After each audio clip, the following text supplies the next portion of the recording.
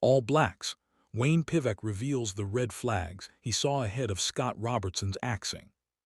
Former Wales boss Wayne Pivac has revealed that he saw some red flags ahead of Scott Robertson being axed from his position as All Blacks head coach. New Zealand Rugby, NZR, confirmed last week that Robertson was fired just 2 years into a 4-year contract.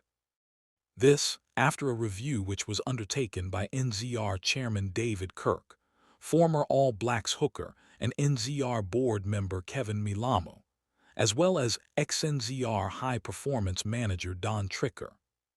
Pivac, who initially worked as a police officer in New Zealand, was Wales' head coach from 2020 to 2022, but also coached Fiji from 2004 to 2007, and has close to 30 years' experience of coaching at club and provincial levels in New Zealand, Wales, and Japan.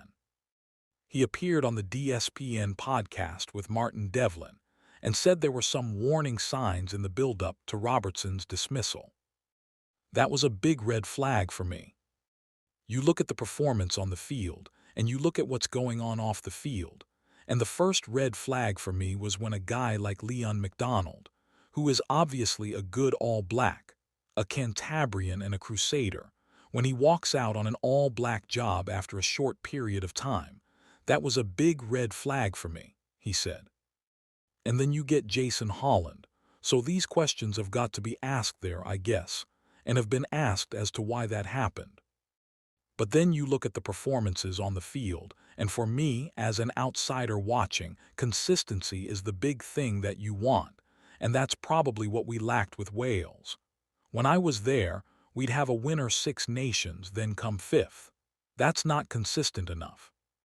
And so it's trying to get the balance between the development of a squad and also the consistent results the public want, and the union want, and all the stakeholders want. So I guess, if you're being brutally honest, we hadn't seen the consistency in the results. Losing to Argentina in Argentina the first time, some big scores, South Africa 40 points, those sorts of things after winning in Eden Park in what was a great battle. So, it's just that consistency that I think most people were looking for and wondering when that was going to come. He revealed that being fired is part and parcel of the job as a head coach in the modern game, especially when you're in charge of a national team. But although the role comes with plenty of pressure, it's not the end of the world once you get fired. When you go into this job, the history, there's been coaches that have been moved on in the past, said Pivac. Something that you're aware of going into the role.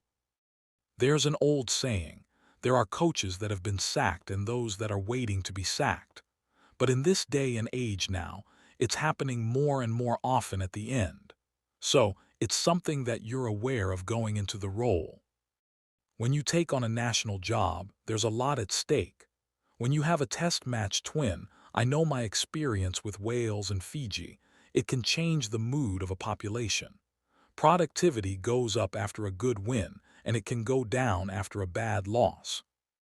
And my time in the police also would show that there's all sorts of things that you don't think about as the average person when watching a game of rugby.